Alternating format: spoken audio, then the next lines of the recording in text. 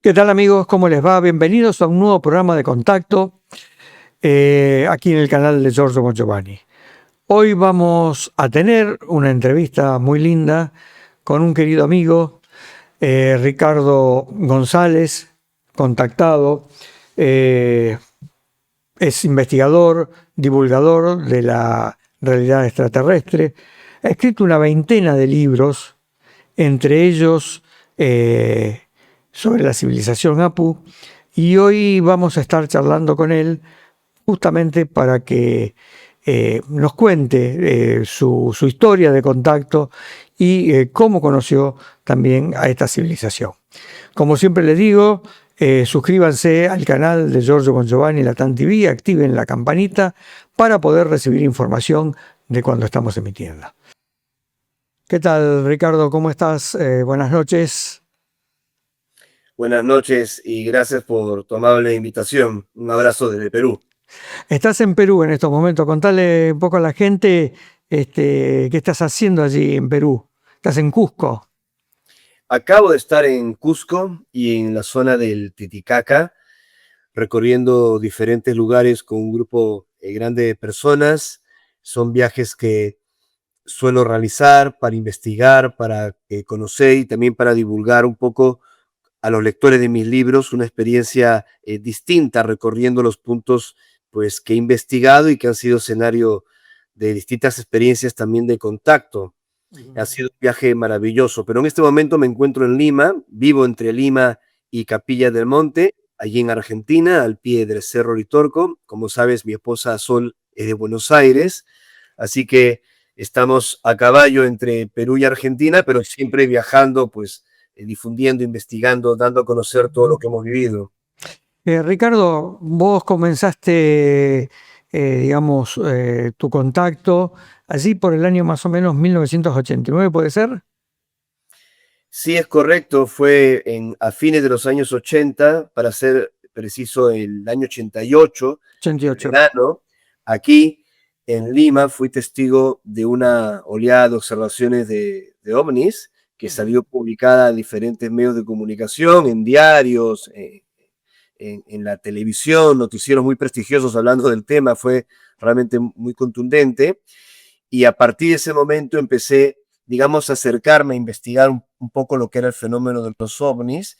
No era la primera vez que observaba algo anómalo. Siempre he comentado que en Chosica, a las afueras de la ciudad de Lima, ya de niño había observado cerca de los cerros hacia la zona de Yanacoto, otras luces anómalas moviéndose, pero como era tan chico, fines de los 70, hoy tengo 51 años para que puedan hacer los cálculos, no tenía idea de lo que había visto, pero fue esa oleada la que tú mencionas, la de fines de los años 80, que ya fue muy distinto, porque uno de los objetos que vi fue a pleno día, sorprendiendo en el verano limeño, que es cuando el cielo no está tan nublado, tan taponado, y se veía un objeto como si fuese una gota de agua, porque terminaba con un pequeño ángulo en la parte de atrás, y recuerdo que la luz era muy concentrada en su núcleo y sus bordes eran tenues en esa luminosidad. No emitía ningún ruido y se dirigía así en silencio, a sus anchas, campeando en el cielo limeño hacia el Pacífico. Y esto me produjo a mí una sensación de alegría que fue lo más inexplicable. Me produjo algo en el pecho realmente muy, muy bonito, muy especial cuando lo vi. Claro, o sea que te empezaron a preparar un poco antes, hasta este momento, ¿no? Que tuviste este primer contacto, digamos, con ellos, ¿no? ¿Cuándo empezaste a darte cuenta de lo que estaba sucediendo realmente? Porque vos hasta ahí todavía no tenías, digamos, mucha información de esto que te estaba pasando. Bueno, trataba de comprender las experiencias que me estaban sucediendo de niño, que es una constante en múltiples testigos de contacto en el mundo, incluso investigadores, hasta escépticos, han tenido experiencias con el fenómeno ovni o UAP, como hoy por hoy se le dice también, o paranormales, y no teníamos una explicación convencional. Eh, yo creo que en ese año 88 hice esfuerzos para tratar de entender lo que me estaba pasando. Recuerdo que con amigos y compañeros escolares nos reuníamos en un parque para dialogar sobre estos temas, ¿no? Tanto sobre el fenómeno ovni como sobre fenómenos paranormales, y nos reuníamos y dialogamos sobre todo esto. Pero bueno, realmente no era en rigor una investigación profunda, era sencillamente el interés de unos adolescentes por cosas que le habían pasado, y intercambiamos información, recortes de diarios, noticias, folletos, revistas, lo que se decía. No avanzó mucho y obviamente terminé el colegio, empecé a estudiar la carrera y estudié mercadotecnia aquí en Lima, y ya fue en ese momento, entre los 18 y 19 años de edad, que ya ocurrió el incidente definitivo, que siempre lo cuento también, que estaba justamente en este barrio donde en este momento me encuentro, que se llama Orraldia del Mar, es un barrio residencial en la zona de San Isidro, y yo estaba en un departamento, no en que me encuentro ahora mismo, sino en otro, que ya no existe más. Quienes conocen Lima, al final de la avenida PC, donde termina con Juan de Aliaga, estaba en esa zona y estaba estudiando para unos parciales de estadística y contabilidad. Y como todo muchacho que está estudiando, hay un momento que cierra los cuadernos, cierra los libros, se toma un café, qué sé yo. Yo me relajé y en ese estado de dormevela, en ese break, escucho una voz en castellano, en mi idioma, que me dice que no dejé de seguir buscando, que eran seres extraterrestres que estaban entrando en contacto conmigo y que pasaría por una preparación, adiestramiento para conocerles. Tú imagínate, fue una auténtica barbaridad, porque una cosa es aceptar que tal vez no estamos solos por la estadística, que había visto fenómenos anómalos, ovnis, pero otra muy distinta es decir, estoy recibiendo un mensaje. Yo vengo de una familia de clase media muy racional. Mi papá era jefe de informática del Seguro Social del Perú, mi mamá trabajaba, era administradora de una sucursal bancaria. Se entiende, en mi caso no se hablaba de extraterrestres. Exactamente, La exactamente. primaria, los hermanos maristas, o sea, mi formación no tenía nada que ver con las cosas esotéricas o con eh, el fenómeno ovni, sí tal vez más cercano a la cultura por la influencia de mi tío abuelo, llamémosle así, Juan Mejía Vaca, que era el director de la Biblioteca Nacional del Perú, así que yo crecí entre libros, siempre me interesó a mí y a mi padre la cultura, a mi abuelo René Corpancho, pero de allí a recibir un mensaje supuestamente telepático de un extraterrestre era para, no sé, internarnos todos en un psiquiátrico. Después la voz, Claro, percibiendo mi duda, me dice, ¿quieres una confirmación? Sube a la terraza de tu casa y allí nos verás. Y esto también lo he contado un millón de veces, lo habrás visto en muchas entrevistas. Subió mi familia también y todos vimos esa luz roja evolucionando en la terraza. También salió publicado el avistamiento en los diarios. Entonces dije, ok, esto es verdad, estoy en contacto con algo, y a partir de ese momento, que fue en octubre del año 93, ya no solté las riendas hasta hoy. claro. Y me imagino en ese momento, no sé si tenías a alguien con quien este, conversarlo esto que supiese del tema. No, no, para nada, y menos con mis padres, que aunque fueron testigos y sabían que algo estaba pasando, digamos que no eran los ideales interlocutores. La respuesta vino después. Estaba yendo a mi centro de estudios en el barrio Miraflores, y en el puente que cruza la vía expresa, que es, Puente Benavides, este es un detalle no menor porque estaba como atrapado en ese puente, ¿no? Porque es un puente peatonal y aparece una señora mayor repartiendo unos flyers, unos volantes de un congreso de ufología y me dice, sabes que los hermanos, con esos términos pomposos muy típicos de los 80, de los 90, ¿no? Sabes que los hermanos mayores del cosmos están esperando que tomes una determinación y me entrega el volante. Yo dije, no puede ser que aparezca esta señora, a puertas de haber ocurrido el encontronazo con el ovni en mi casa y el mensaje telepático, Sí, sí, sí. me está entregando el volante. Y el volante hablaba de conferencias de ufología donde habían expositores del IPRI, el primer Instituto de Investigación del Fenómeno OVNI en Perú, del grupo RAMA, y otros grupos más. Entonces, cuando todo eso sucedió, yo me metí de lleno en el IPRI, en el grupo RAMA, en otros grupos de investigación, digamos, paranormal, esotérica. Tenía 19 años recién cumplidos, así que me metí de lleno a retomar todo lo que venía investigando en la adolescencia, pero que producto, pues, de, de que vas creciendo y empiezas a estudiar una carrera y te relacionas con otras personas, había aparcado un poco mis inquietudes de niño y escolares por los ovnis hasta que ocurrió el contacto del 93 y como ya dije, me he mantenido durante años investigando, experimentando, también sufriendo desengaños, desarrollando el pensamiento crítico, porque este es un tema muy resbaladizo. Y al día de hoy sigo difundiendo esto, no para que la gente crea lo que me pasó, que no solo fueron estos avistamientos de ovnis, sino contactos directos que fueron evolucionando en el tiempo, sino para que reflexionen en esta presencia, en este fenómeno y sobre todo en su mensaje que considero transformador. Ricardo, ¿cuándo tenés contacto por primera vez con los Apu?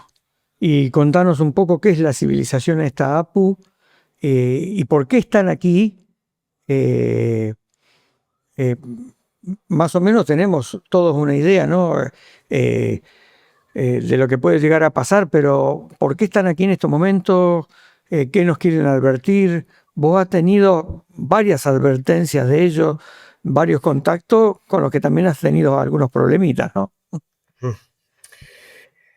La primera vez que yo vi a uno de ellos, hablo de un contacto extraterrestre en su descripción, fue el 30 de agosto del año 97. Ocurrió en una zona muy famosa de Lima, que es el desierto de Chilca, que se encuentra a unos 60 kilómetros al sur de la ciudad. Hoy no es como era en los 90 y mucho menos como era en los 70, cuando empezó la experiencia de Maruja de Acherbo en el año 72, o el grupo Rama posteriormente en el año 74, que iban, de hecho, la familia Paswells, siempre según el testimonio de Juan Acherbo, a la casa que ellos tenían en Papaleón 13, en el distrito de Chilca, que fue el mismo lugar, ese desierto, ese patio trasero de los Acherbo, esa casa que tenían allí en el sur de Lima, donde JJ Benítez tendrá su bautismo de fuego, ¿no? Un avistamiento que fue recibido con anticipación por Charlie Paswells. Qué importante Perú en todo esto,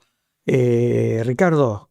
O sea, han sido muchas cosas vinculadas con Perú, como también obviamente en Argentina, sí, sí, Chile, sí, sí. Colombia, pero yo reconozco, yo hace poco te comento, en el Centro Cultural de la Universidad Católica, presenté en un seminario que en solo 2 semanas se llenó, fue muy exitoso, mi investigación sobre los 70 años de contacto en Perú, 70 años de contacto, 70 años. empezando del 22 de agosto del 55 hasta este año, indicando que estas experiencias tienen larga data, tienen un registro antiguo. Podría escudriñar lo ancestral, pero ya el contacto con estos seres de aspecto humano que surgen de las montañas y que de alguna forma llevaron a los campesinos, pastores, a llamarles apunianos, ¿no? Del término apu, quechua, que también proviene del puquina y significa protector, señor, que es una de las tantas denominaciones. Los apunianos son seres de aspecto humano, como dioses, que surgían de las montañas, de los apus. Entonces estas experiencias fueron evolucionando con el tiempo hasta que surgieron los testimonios públicos. El primero de ellos, el que nosotros rastreamos, muy anterior a mi contacto del año 97 con uno de estos seres en Chilca, fue el de Kapetanovic, un yugoslavo que huyendo de la Segunda Guerra Mundial con su esposa Mileva, arriba a mi país, al Perú, y él termina siendo contratado como técnico de planta de la central hidroeléctrica de Huallanca, que es en donde él tiene el contacto, Exacto. se puso 10 de marzo de 1960, en el contexto de un apagón extraño que ocurre en la central, que tiene múltiples lecturas, hipótesis, también, pero lo cierto es que los vigilantes, los serenos de la central, le dijeron a Capetanovic, y esto a mí me consta porque yo fui a la central muchos años después, hablé con los ex compañeros de trabajo de la central de Vlado Capetanovic, como Tobías Sarmiento, que paz descanse, todo esto lo tengo registrado en fotografías, en vídeo, en audios, o sea, yo hice una investigación, no solo me quedé con mi experiencia o la de Vlado, que hemos compartido congresos de ufología cuando yo era muy jovencito. Sí, sí, sí. Y todos sus compañeros de trabajo narraban lo mismo, o sea, no estaba mintiendo, que aparecieron esos seres, que había aparecido primero un disco flotando cerca de uno de los ríos, justamente en la intersección donde se junta el Santa y el Quitazal, esos dos ríos, y los vigilantes, los serenos, los hombres andinos que actuaban de vigilantes de la central, le dijeron a Capetanovi, no gringo, no se preocupe, estos seres son extraterrestres y están en contacto con nuestras familias allá arriba. Y es así, cuando nos llevan a Capetanovic a las altas montañas, y siempre según el testimonio en los libros de Capetanovic, que hago un paréntesis, él una parte de los mismos los noveló, ¿no? Mezclando sus creencias religiosas y políticas con el contacto auténtico que sucedió. Entonces, tuvo licencias literarias bastante grandilocuentes, como decir que Karl Marx o Jesucristo u otros personajes de la historia fueron extraterrestres, ¿vale? O sea, eso fue una excesiva licencia literaria, en gran medida, según mis fuentes, por consejo de José Rociano Holder, que había escrito con un seudónimo una escena de la ufología en Perú. Yo visité Ganímedes en el año 72. Exacto. Todos estos personajes se conocían y formaban parte de una sociedad mística, ¿no? Una sociedad mística. Ujú. En la que estaba implicado Vlado Capetanovi, José Rociano Holder, que era Rosa Cruz, Antón Ponce de León, que estuvo en el IPLI y luego fundó su centro en, en Samanahuasi. Bueno, yo los conocí a los tres, y esta información mucha gente no la conoce, pero por alguna razón ese contacto con los apunianos, con estos extraterrestres que dicen provenir de Alpha Centauri, sistema estelar vecino, no empezó conmigo, tampoco empezó con el grupo Rama y tampoco empezó con Vlado Kapetanovic. Claro. Ese contacto ya tenía registros desde los años 50 por los campesinos y los pastores de los Andes de Ancash, al norte del Perú. Y retomando, luego de esta vuelta, digamos, histórica de estos contactos, yo la primera vez que vi a uno de estos seres extraterrestres de Apu, un hombre que dice llamarse Antarel, fue el 30 de agosto del año 97 en el desierto de Chilca. ¿Cómo es su fisonomía de estos seres? Eh, La fisonomía, o sea, cómo Su apariencia. su apariencia. Los que hemos visto son completamente humanos, tal vez con rasgos estilizados, de aspecto nórdico, como solemos describir, por sus características de tez, de rasgos, un nórdico con los ojos ligeramente, podríamos decir, ligeramente orientales, pero básicamente nórdicos, con cabellos muy claros, casi canos, los hombres y las mujeres con cabellos largos, no demasiado largos, pero sí por lo menos hasta los hombros, que eso siempre me llamó la atención porque en la mayoría de los contactos estos seres varones o damas, ¿no? Tenían el cabello largo, con una apariencia joven que va entre los 28 y los 39 años, o sea, en ese rango de una edad adulta joven, altos, los apunianos, como los describimos, por esta historia de las montañas y qué sé yo, una estatura promedio entre 2 a 2 metros 70 de estatura, es una barbaridad, y el cuerpo es ectomorfo, muy atlético, y casi siempre se les ha observado con trajes muy pegados a ese cuerpo atlético, dejando solo las manos y el rostro descubiertos. Es como si fuese un uniforme de ellos, y esto también en la ufología, porque hay múltiples testigos de estas experiencias. Sí, No sí, fueron sí. alucinaciones, un delirio, un invento, o sea, múltiples testigos. La discusión está en si lo que hemos visto es lo que es, si estos seres han asumido esa apariencia estética para facilitar el contacto, porque si realmente tienen esa apariencia, eh, probablemente tengamos un vínculo genético, alguna especie de relación con esa especie que es tan parecida a nosotros o nosotros tan parecidos a ellos. Ujú.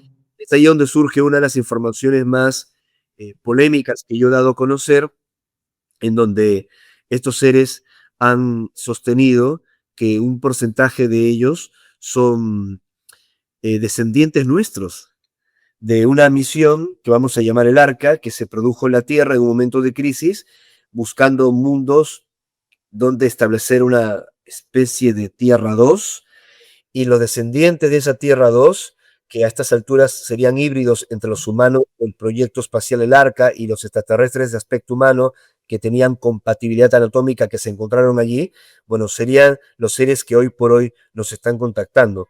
Cuando yo recibí esa información en una experiencia el 12 de abril del año 2015 que parecía sacada de ciencia ficción, parecía una secuela de la película de Chris Nolan, Interstellar y todo lo que quieras, estos seres dijeron que al año siguiente los científicos más importantes del mundo hablarían de esto, es decir, del proyecto espacial de ir a Alpha Centauri y la importancia de una Tierra 2 en ese lugar.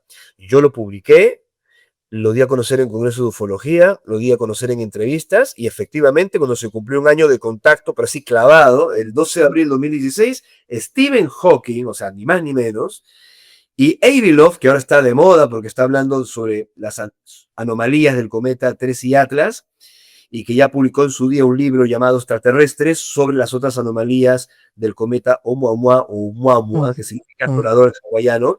Ellos dos presentaron desde Nueva York el proyecto de Alpha Centauri. Qué bárbaro, ¿no? Pero no fue la única también advertencia que tuviste, sino también con la que tuviste algunos problemitas, ¿no? Fue con el tema de las Torres Gemelas. Sí, sí, sí, eso fue un contacto posterior al del año 97, fue 4 años después, en el mismo desierto, con el mismo interlocutor, este hombre extraterrestre que se presentó como Antarel, que ya había sido descrito en otras experiencias con grupos de contacto que me antecedieron en Perú. Y en esa experiencia, ellos me habían dicho que entre el 2 y el 12 de septiembre iba a ocurrir algo muy complejo en Nueva York. Le llamaron que iba a estallar un foco de tensión y que esto atizaría los problemas con Medio Oriente, y que si no se hacía nada y esta segunda parte se retrasó, no se cumplió, podría haber un conflicto mayor entre los aliados de Estados Unidos y China, y lo señalaron como una posibilidad para agosto del 2007. Esto me lo estaban diciendo, sitúo a la gente que nos está viendo, en febrero del 2001. Y no estoy hablando con el diario del lunes, como dicen ustedes en Sí, Argentina, sí, porque sí. yo fui a programas muy conocidos, entre ellos el de Renan Armendáriz Coello, que era el locutor de radio más escuchado, no solo de Los Ángeles o de toda California, sino de los Estados Unidos, en habla hispana y en habla inglesa, el show del Cucuy, muy famoso. Y yo hablé de ese mensaje en su programa, si mal no recuerdo, en Univisión Radio, de donde luego lo despidieron. Este, y di una conferencia abierta en el Griffith Park de Los Ángeles, que es un lugar enorme, no sé cuánta gente vino. La radio calculó que eran más de 2.000, 3.000 personas. Llegó la policía porque era un tumulto de gente. También fui a una Radio Guado en Nueva York. Bueno, esto yo lo hablé y cuando pasó, yo estaba en Estados Unidos. Ajá. Estaba en California y había estado antes tomando un café en una de las torres allí en Nueva York. O Uy, sea, imagínate que 2 semanas más tarde, estando en San José, California, mirando lo que estaba sucediendo, dije, esto es lo que dijeron los extraterrestres. Como a tanta gente, además de este humilde testigo, a tanta gente sensitiva o testigos de contacto, luego me fui enterando que también tuvieron como premoniciones, avisos, y esto a mí me produjo, primero desde lo personal, como un enojo con los, entre comillas, extraterrestres. ¿Para qué corno me dicen algo así a mí? Primero, a medias tintas, que yo entiendo su lenguaje, no te lo pueden dar todo masticado porque tienen unos protocolos muy exigentes de cómo se comunican, te pueden dar pistas para que tú, por la investigación, por tu conciencia, puedes llegar a una respuesta. Es hasta donde pueden llegar, al menos los que son más amables, más respetuosos del libre albedrío humano, tienen como esa explicación. que es muy coherente, pero obviamente a nosotros nos produce una pataleta porque queremos que nos digan todo masticado. Y también tenía un enojo, ¿por qué no transmitir esto a personas que tengan realmente influencia, importancia, para poder evitar una situación como esa, como tantas otras en el mundo, donde mueren miles de personas y también cambian el mapa geopolítico mundial? Me costó años entenderlo, que el proceso es lento y que tal vez nuestra divulgación como testigos comunes y corrientes está llegando a un público que los testigos de alta credibilidad no llegan, Claro. ¿no? Que no llegan. Y tuve algunos inconvenientes que no quisiera detallar acá, No, por supuesto. eh, en su momento por esta situación. Y bueno, es borrón mi cuenta nueva. Yo sigo difundiendo, sigo viajando a los Estados Unidos, he estado en congresos muy importantes, me he entrevistado con gente muy importante, Ujú. pilotos de guerra, ex astronautas, ex agentes que investigan todo este asunto. Y, y definitivamente hay una política de censura que no hace falta que lo diga yo. No, por supuesto. Ustedes que investigan este tema lo saben, sobre naturaleza extraterrestre de una parte del fenómeno, porque el fenómeno, como lo explico en mis últimas investigaciones y más en mi propia experiencia, es multifuente, o sea, de múltiple fuente, ¿no? Yo puedo hablar y defender una parte de la experiencia extraterrestre que me ha tocado vivir a mí, pero hay múltiples hipótesis que explican otros casos. Hipótesis interdimensional, hipótesis de confusión y todo lo que quieras, ¿no? O sea, no todo es el platillo volante con los hermanitos del cosmos. O sea, hay muchas Lógico. cosas que son psíquicas, que son paranormales, que ocurren y que se pueden adaptar al patrón de creencias del contactado o del canal. Y esto es importante tenerlo en cuenta. O sea, yo he hecho una profunda reflexión, una profunda investigación desde mi juventud, desde que leí el famoso libro de Jacques Vallée, Pasaporte a Magonia, Ujú. y después de décadas de investigación estoy convencido que el contacto es múltiple fuente. Pero decir que todo es una sola cosa, o sea, poner todo en el mismo saco, eso ya es un delirio. No, por Pero supuesto. fue lo que me pasó con el 11S. Eh, Ricardo, ¿por qué están acá en estos momentos estos seres de Apu? ¿Cuál es su misión? Y, supongo que no debe ser el único vos al que están contactando, sino que debe haber mucha gente a la que están preparando. No hay muchísima gente. Por ejemplo, no voy a mencionar a esta dama, que es una importante funcionaria de un país europeo, la Cámara de Comercio acá en Perú, que estuvo en mi seminario, y ella luego estuvo comentando que en su juventud investigó el caso de Elizabeth Clare, que es una contactada de Sudáfrica, que ya en los años 50 hablaba de Alpha Centauri, años Ujú. 50, que para mí es cuando arrancó todo. Y también tienes el caso del Grupo Atlán en España. Yo me entrevisté con ellos, que tuvieron contacto con una serie de entidades. A una de ellas la popularizaron con el nombre que ellos le pusieron, Genom, que fue un caso bastante discutido en España, que se publicó en revistas como Más allá de la ciencia, Año Cero, y tuvieron comunicación psicográfica y experiencias de verificación, en parte también inspirados por el libro de Juanjo Benítez, SOS a la Humanidad. El primer contacto de Benítez fue con Godard y con Culva, al menos en las comunicaciones me refiero, Ujú. que fueron siguiendo Charlie Paz Wells, uno de los fundadores con su hermano Sixto del grupo Rama.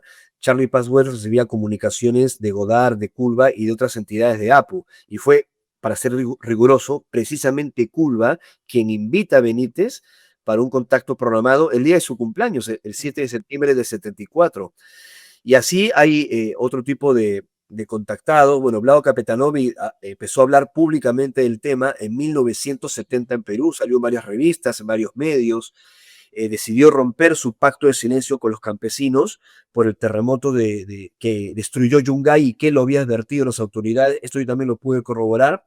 El terremoto fue en el año 70 y él dijo, bueno, a partir de este momento yo ya no me quedo en silencio, rompo el círculo de silencio con los campesinos y los contactados andinos con los apunianos, y yo voy a hablar en los medios de Lima lo que está pasando. Y ahí se empezó a hablar también de esto. Así que son muchos testigos de contacto a lo largo del tiempo con este tema. Em, Ricardo, bueno, te preguntaba, ¿cuál es la misión de los seres de Apu en este momento para el planeta? Advertir para corregir, y si es auténtica la historia que ellos me narraron y dieron algunas evidencias bastante interesantes, como el caso de dar detalles de un programa espacial que más tarde se publicó en la fecha que dijeron. Eso fue lapidario, contundente. Ujú. Si realmente tenemos un lazo genético con estos seres, es decir, que algunos de ellos no serían extraterrestres de linaje ancestral, sino que son nuestros descendientes en una línea del tiempo futuro, que ahí entramos en otra discusión, porque de acuerdo a nuestro modelo de la física, nuestra comprensión de las leyes de la física, los viajes en el tiempo, con la foto de ahora, con nuestra comprensión de ahora, con las leyes que conocemos ahora, son imposibles, ¿no? Ujú. Pero estos seres dicen que sí existe una posibilidad, que hay diferentes líneas de tiempo, que hay diferentes burbujas en este multiverso y cada una puede tener leyes diferentes y circunstancias distintas, y que lograron filtrarse en nuestra realidad para advertir a sus ancestros, ¿no? Sin hacer demasiados cambios, pero advertirles de hacer algunas modificaciones para asegurar un futuro en el espacio, porque obviamente nuestra especie, que es una de tantas en el universo, no va a vivir para siempre en la Tierra. Es un delirio pensarlo. O sea, no va a vivir para siempre en la Tierra. En algún momento va a colapsar el planeta, en algún momento va a colapsar el núcleo, en algún momento va a pasar algo con el Sol. Es, pero ineludible que nuestros descendientes en algún momento tengan que viajar a otros mundos. Eso va a suceder. Entonces, cuando eso ocurra, tenemos que partir de la Tierra con las lecciones completadas, con los aprendizajes completados, y que nuestra ilustración en este mundo escuela no se haya quebrado, no se haya fragmentado, y que se transforme más que en una migración consciente como parte de un programa de evolución hacia otros mundos, que no se transforme en una huida, en un éxodo de emergencia. Entonces creo que por una parte, y estoy hablando de estos seres, porque ¿qué sucede? Que yo soy muy autocrítico, ¿no? Ahora con las redes sociales, los canales de YouTube, hay tanta difusión y enhorabuena por ello, pero también aparecen múltiples supuestos testigos de contacto que dicen: los pleyadianos me dicen esto, los arturianos me dicen aquello, el arcángel Miguel me dice lo otro, ¿se entiende? Sí, Y, sí, sí, sí. y sin la menor base de corroboración, sin testigos, sin informaciones que se puedan corroborar a través del tiempo, y se ha transformado esto realmente en un pandemonium contactista, en donde creo los testigos y quienes escribimos y divulgamos esto, tenemos que ser muy juiciosos para decir, cuando hablamos de cuál es la intención de estos seres, de qué seres estamos hablando, ¿no? Por eso te felicito tu pregunta. Tú me dices de los seres que nos han contactado a nosotros. Bueno, ellos dicen eso. ¿Y quiénes son ellos? Los seres que hemos visto nosotros con otros testigos, que me han permitido invitar en 8 ocasiones a periodistas e investigadores a contactos programados exitosos, que se han presentado físicamente ante mí y otros estudiosos como la reconocida ufóloga Paola Leopixi Harris. O sea, no es una fantasía los que nos hablaron, son seres reales, ¿no? Entonces, la pregunta es, ¿cuál es la intención? De acuerdo a quién lo dice, ¿no? Porque Bien. hay diferentes agendas, seres, características que se están desarrollando en el contactismo, como también confusiones, oportunismos y mitomanías. Sí, como dice un amigo mío, dice, hay más contactado que gente para contactar, ¿no? En estos momentos. Sí, Algo parecido. algo parecido. Eh, Estás al tanto de lo que está sucediendo en estos momentos en Colombia, ¿no? Donde hay un boom con las esferas que están Sí, apareciendo, este, esta gente que ha logrado filmar, y bueno, esta esfera que por primera vez tenemos algo así en la mano, ¿no? Jaime Maussan ha presentado eh, una esfera de estas que, según lo que han podido investigar, no son de ahora, ¿no? Que son esferas muy antiguas, que es como que las han dejado acá para activarla en un momento determinado. ¿Qué nos puede decir de esto, Ricardo? bueno, me es muy difícil opinar porque no lo he investigado in situ. Tengo amigos investigadores que están divulgando esto o que las han conocido o las han tenido en sus manos. Ujú. Yo le tengo un aprecio especial a Jaime, más allá de las controversias y de las cosas que puedan suceder en este mundo de la divulgación y de la investigación. Yo le tengo aprecio y sobre todo reconozco su gran labor de divulgación que viene haciendo hace décadas en México y siempre poniendo la cara. No es fácil, lo digo también por experiencia. Ujú. Y Jaime siempre ha sido cariñoso conmigo cuando me ha entrevistado. Así que no puedo opinar eh, de manera muy certera de algo que no he investigado. Yo tengo la impresión que esto efectivamente no es moderno como tú lo acabas de decir, pero bueno, toda afirmación extraordinaria tiene que tener una confirmación extraordinaria. Y si al final se trata de un experimento social en el que algunos investigadores podrían haber caído, una tecnología artesanal para filtrarse en medio de los investigadores y darle prensa, o si efectivamente se trata de algo de una civilización desconocida que logró hacerlo evitar estas esferas y llegó hasta nosotros, o de un fraude metódicamente urdido, bueno, se tiene que llegar a la verdad, sea cual sea. Lo mismo digo a queridos amigos que han estado investigando aquí en Perú el polémico caso de las momias de 3 dedos que se han encontrado en la zona de Nazca, lo mismo, o sea, hay estudios a favor y también estudios que lo cuestionan.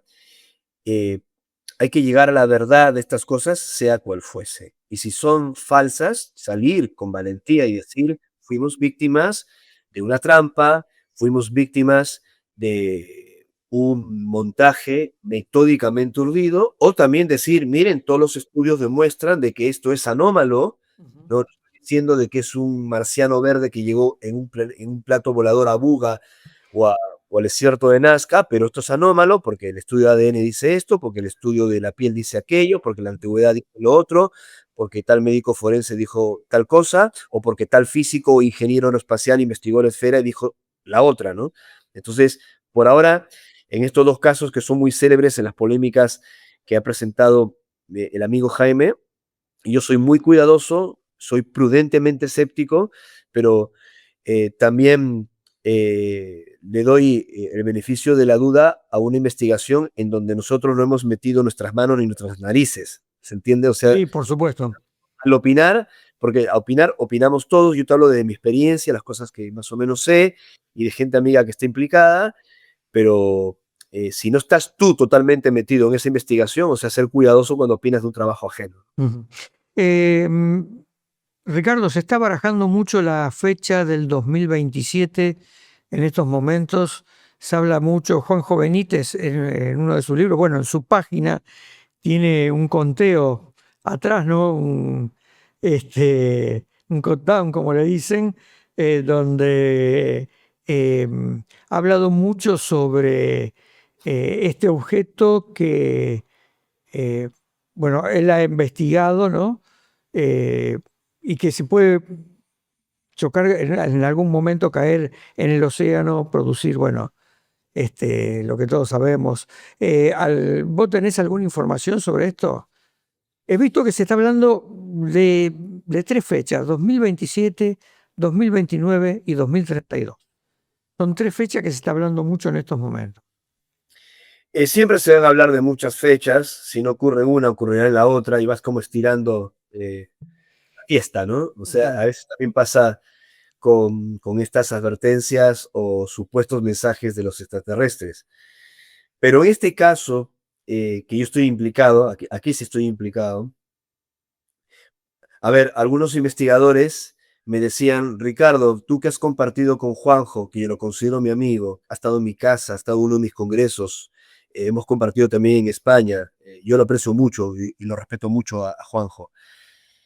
Tú que has compartido con Juanjo, ¿no estará haciendo un experimento social con esto? Y luego en el 2027 va a decir, chicos, eh, cayeron engañados en mi trampa, fue un experimento, no habrá sido catastrofista para vender más libros. Y a ver, yo que lo conozco un poco a Juanjo, él no necesita hacer esto, él es un escritor muy exitoso que ha llegado a muchísima gente y no solo con Caballo de Troya, y él suele ser muy metódico en sus investigaciones. Yo rompo una lanza a favor de esa información porque desconociendo completamente lo que Juanjo empezó a publicar, si mi memoria no me falla, en Caballo de Troya 9, con el 2027, yo hace unos aproximadamente 25 años atrás, o sea, hace un cuarto de siglo, Ujú. aquí en Perú, en el desierto de Chilca, tuve una experiencia en donde en un mensaje onírico yo estaba, esto es como una especie de sueño, puede parecer una tontería, yo estaba en el desierto, estaba acampando solo en el desierto de Chilca, me había recostado en la bolsa de dormir y tengo un sueño muy profundo en donde veo un incidente en el planeta, no logro distinguir qué lo ocasionaba, pero toda la gente observaba al cielo y escucho una voz que con autoridad, la voz de un hombre que me dice agosto 2027. Y yo me levanté completamente eh, preocupado, porque en esa época, tú imagínate, lo que hablaban los diferentes grupos de contacto, de ufología, esotéricos de la nueva era del 2012 y el calendario de los mayas, todos estaban con eso y yo tengo un sueño que va a contramano de esa historia. Y ya investigando con el tiempo, descubrí que otros testigos de contacto más tarde, además de Juanjo, estaban hablando de esa fecha. Juanjo llegó a esa fecha por múltiples fuentes que él mismo comenta en sus artículos que están en su página web, donde puso ese contador bastante peculiar. Eh, Ahora, yo cuando he reconsultado, hablo ya de mi experiencia de contacto, ¿eh? Cuando he reconsultado sobre esta posibilidad del asteroide que podría impactar, sí es un mensaje auténtico. Esto viene de épocas muy ancestrales, desde el ajenjo de los textos bíblicos a las profecías de los indios Hopi. Se habla de un cuerpo celeste que nos puede impactar como ya ha ocurrido en el pasado. Pero me dijeron, al menos en los mensajes, en los contactos, que no tiene por qué volver a ocurrir, no en esta línea de tiempo, un incidente como tal en esa fecha. Si se retrasa por razones que escapan de nuestra comprensión, que pueden resultar mágicas a una persona no versada en estos temas, ¿no? Pero si se retrasa, si cambia, si algo se modifica, insisto, que escapa a nuestra comprensión tecnológica, ¿no? Ujú. Tal vez porque aquello puede ser desviado por otra civilización avanzada con la tecnología suficiente. O sea, pueden sellar muchas explicaciones. Pero vamos a suponer que eso se retrasa. No es un detalle menor porque nos otorga más tiempo para tomar las decisiones correctas y garantizar que el proyecto de este planeta se mantenga en la senda que corresponde, ¿no? Que fue planificada, que fue de alguna manera diseñada en este plan cósmico, como se dice en el contactismo. Sí, sí, sí. Entonces, de alguna manera yo creo, ahora si me preguntas, si me acorralas y me dices, pero tienes que decirme, ¿piensas que va a ocurrir? Yo ahora, por la información que tengo, no creo que vaya a ocurrir en el 2027. Bien. No descarto que pueda suceder más adelante, porque también extraterrestres aparte, solo por estadística y por la naturaleza de nuestro amplio universo, nos puede impactar no solo un asteroide, sino un cometa entero, o sea, puede suceder. Más allá de que los científicos pongan, bueno, las posibilidades son 0,0001, tú para trazar posibilidades tienes que conocer la cantidad de cuerpos exacta que hay y cosa que no sabemos. Exacto. Sí, bueno, en Garabandal también, bueno, hay una profecía, la de Garabandal, Tal ¿no? cual. El Eh, castigo. el castigo. Em, eh, Te iba a preguntar también, eh, ¿qué pensás vos? O sea, si te hablaron, perdón, era esta la pregunta, si te hablaron de Cristo en algún momento estos seres de Apu. Sí, sí, y yo nunca he retrocedido en esa información porque, a ver, en América Latina en particular,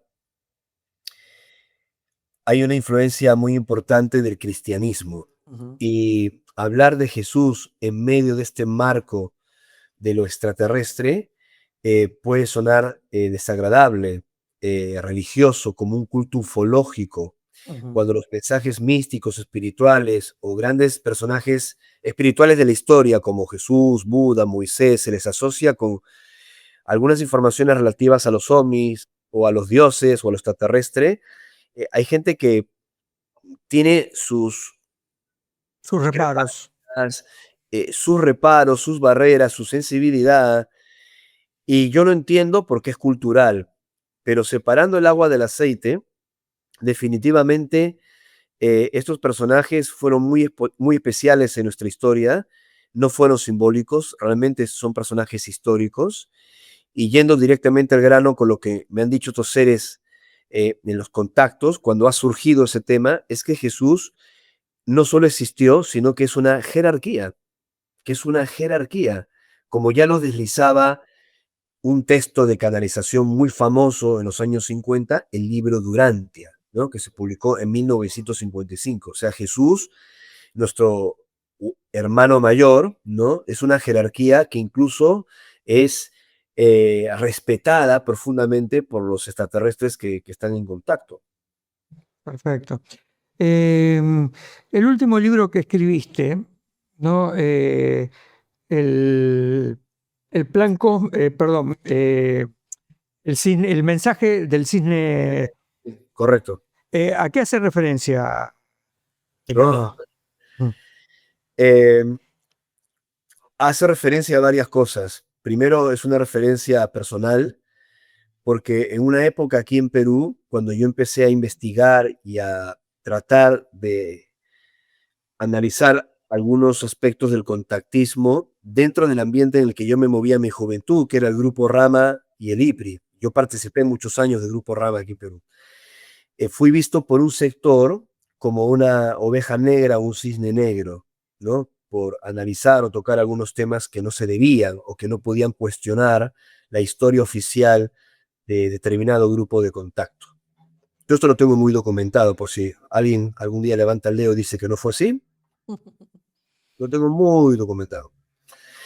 Pero igual no se trata de eso, porque es parte del aprendizaje. Y también creo que el cisne negro es el fenómeno, ¿no? Y lo natural debe ser el cisne negro, las cosas que rompen el molde.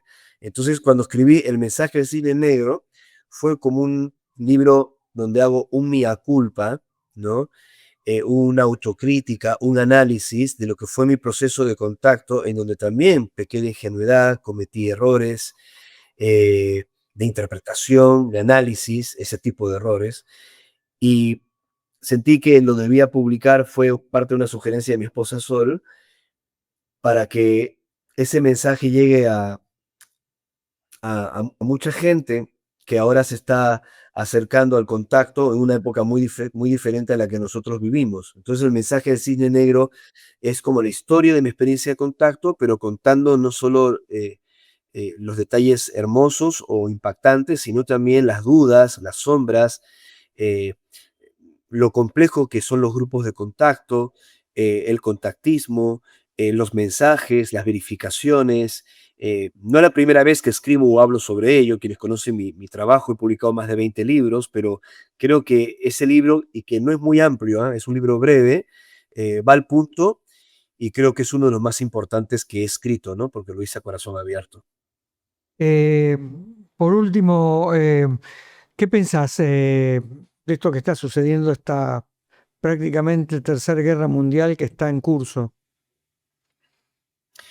Bueno, el panorama está complicado. Hace mucho tiempo está complicado y de hecho varios testigos de contacto muy conocidos en su momento hablaron de Tercera Guerra Mundial, de impacto de asteroide, de ciertas circunstancias, colocando fecha exacta y nunca ocurrió, ¿no? Nunca ocurrió. Por eso parte de mi autocrítica es entender cuándo algunas cosas van a pasar y son inevitables, ¿no? Una información que se cumple a rajatabla y es inevitable, como el caso del programa espacial Alpha Centauri, que se publicó, se dijo y Ujú. yo cumplí la fecha, y otra cuando hay líneas de tiempo, movimiento y cierto acontecimiento puede suceder. Y uno de esos tantos acontecimientos que pueden suceder es un conflicto, una conflagración mayor militar que pudo haber ocurrido en los 50, pudo haber sucedido en los 90, pudo haber sucedido inmediatamente después de la réplica de Estados Unidos por el atentado de las Torres Gemelas, el atentado que se adjudicó Al Qaeda, pero que también tiene otras lecturas, como tú sabrás. Eh, Y ahora mismo, pues lo que está pasando es muy complejo. Me parece que es más complejo que antes, porque tenemos tres frentes abiertos. Lo que está pasando entre Rusia y Ucrania, Rusia no va a ceder, o sea, no hay que ser un analista internacional Exacto. dotado, o sea, para darse cuenta que Rusia no va a ceder, Europa y Estados Unidos tampoco va a ceder, a menos que se sacrifique Ucrania o una parte de Ucrania, ¿no? Como para ponerle un parche al asunto. Luego tenemos el tema de Israel con Oriente Medio, que tiene múltiples lecturas. Israel no va a retroceder, Irán tampoco va a retroceder, o sea, son posturas bastante enquistadas que también dividen la opinión de la gente, ¿no? Pero yo creo que en una guerra no hay héroes ni villanos, sino que la guerra todos perdemos, ¿no? Porque es Exacto. algo... Y en medio de todo esto nadie está hablando de China, porque yo te conté minutos atrás que cuando nos hablaron que iba a ocurrir algo entre el 11 y el 12 de septiembre, con medio año de anticipación, ocurrió. Y ocurrió donde estos seres dijeron, en Nueva York, uno de los atentados más impactantes de la historia. Incluso en psicología, a mucha gente ya más o menos de una edad importante, ¿no? Que hayan estado con conciencia en esa época histórica, les han preguntado, ¿tú te acuerdas qué estabas haciendo el 11 de septiembre? Y todos se acuerdan que estaban haciendo el 11 de septiembre, ¿no? O sea, si en ese momento tú tenías al menos 12, 13, 14 años de edad, de ahí para adelante te acuerdas perfectamente lo que fue el impacto en la psique de la humanidad ese incidente. Pero también habían dicho estos seres que en agosto de 2007, creo que te lo mencioné en esta entrevista, podría ocurrir o pudo haber ocurrido un enfrentamiento entre Estados Unidos y sus aliados con China y no pasó. Entonces uno dice, ¿por qué ocurrió lo primero y lo segundo no ocurrió? Fue un mal mensaje, fue una equivocación de los extraterrestres, hay que entenderlo, ¿no? Cuando ellos dicen va a pasar o podría ocurrir. O sea, si es un hecho tajante o es una variable. Lo primero era un hecho tajante y lo segundo fue una variable. Y de hecho yo estaba en agosto del 2027 en un viaje que me llevó por China y Mongolia, que terminamos en el desierto de Gobi, y hubo una tensión militar entre China, Irán y Rusia que habían generado la cooperación de Shanghái para enfrentar a la OTAN. Y eso pasó en agosto de 2007. Solo que no llegó a más. Fue como mostrar los músculos, mira mi ejército, mira la alianza, yo miro la tuya, y quedó allí. Pero, a ver, a nosotros nos habían avisado con 6 años de anticipación que en ese mes y en ese año existía una posibilidad, y la posibilidad entiendo yo que estuvo. Sí, sí, sí, sí. Sí, el problema principal aquí en estos momentos son las bombas atómicas, ¿no? Que, bueno, son 1000 veces más potentes que las que La tiraron. Segunda Guerra Mundial. Exactamente. Entonces, bueno, o sea, se podría destruir el planeta a 10, 20 veces con el arsenal nuclear que hay dando vuelta, ¿no? Eh, eh, Ojalá que no lleguemos a ese nivel de utilizar armas atómicas u otras armas con una potencia devastadora que desconocemos y que existen. Eh, yo entiendo que eso se utilizaría si es que las guerras convencionales, que son bombardeos con drones, con aviones, en donde los ejércitos ya no actúan como otrora, sino que directamente aparecen al final para tomar un lugar, como lo que quiere hacer ahora Israel con Gaza, que están demoliendo todo el lugar solo con drones y con aviones, o como lo ha intentado hacer Irán con Israel, porque sí. hay que contar los dos lados, ¿no? O sea, Irán le mandaba misiles, o sea, hay que ver el mapa de Oriente Medio hasta Israel, ¿no? Y algunos de ellos tenían, según el régimen iraní, velocidad de caída hipersónica, que no eran resistidos por la cúpula de hierro de Israel. Exacto. Tuvo que intervenir Estados Unidos y mandar a sus bombarderos ser abastecidos en el aire para poder llegar por el otro lado y sorprenderlos y destruir los búnkeres, y luego Irán dijo que no fue. O sea, esto es un verdadero, no voy a utilizar la palabra que ustedes emplean en Argentina, pero es un verdadero desastre, ¿no? Un desorden, y en donde no vemos, en donde no estamos viendo todo lo que está pasando. Entonces, cada vez que hay estos momentos álgidos donde algún inconsciente aprieta un botón rojo, por graficarlo así, estos seres se preocupan mucho, Desde la época de Adamski, con sus luces y sombras, ya se hablaba del peligro de la energía nuclear, se hablaba de lo que podría ocurrir en los protocolos que nos conectan con el universo si utilizamos armas muy desarrolladas con capacidad de destrucción masiva para cargarse a población civil. O sea, eso afecta una serie de cosas que desconocemos en este y en otros planos, y estos seres están muy alerta a que no ocurra. Ricardo, para despedirte, si querés decirle algo a nuestros amigos que nos están viendo. Que hay que seguir trabajando por la paz mundial. Yo me convencí, más allá de mi divulgación, de mi investigación y de mi trabajo como testigo de contacto e investigador, que hay que hacer algo más como humanos, independientemente de lo que pensamos o interpretamos de nuestras experiencias con lo extraterrestre o con lo que fuese. Y yo hace ya bastante tiempo vengo impulsando un proyecto en Argentina que se llama Museo Parque Roerich, inspirado en la obra del humanista ruso Nicolás Roerich, el creador de la bandera de la paz.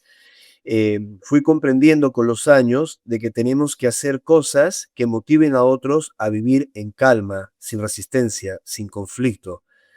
Y al final comprenderemos que todo el contacto que hemos tenido fue un hermoso pretexto para hallar la senda más importante, que es el encuentro cercano con uno mismo, ¿no? Yo creo que más allá de las opiniones que tengan las personas al ver esta entrevista, este vídeo sobre el fenómeno OVNI, la hipótesis extraterrestre, los contactos, los mensajes, todos tienen diferentes opiniones, pero creo que todos mantenemos la misma, que debemos encontrar la paz, el conocimiento, y no hace falta que los extraterrestres te lo recuerden, es sentido común puro, y trabajar por ello, y ahí todos nos vamos a dar la mano. Ricardo, muchísimas gracias, muy amable por esta entrevista. Y bueno, un abrazo grande y tal vez nos encontremos en algún momento allí en Capilla del Monte Claro para que sí, charlar un rato. claro que sí. Un gran abrazo, hermano, desde Lima. Te dejo un abrazo grande. Muchísimas gracias y muchas gracias a Sol, tu esposa, también por la amabilidad. Gracias. Bueno, amigos, espero que les haya gustado esta entrevista con nuestro querido amigo Ricardo González. Realmente es un lujo tenerlo aquí en nuestro programa. Les agradecemos mucho a él y a su esposa Sol por la amabilidad que han tenido.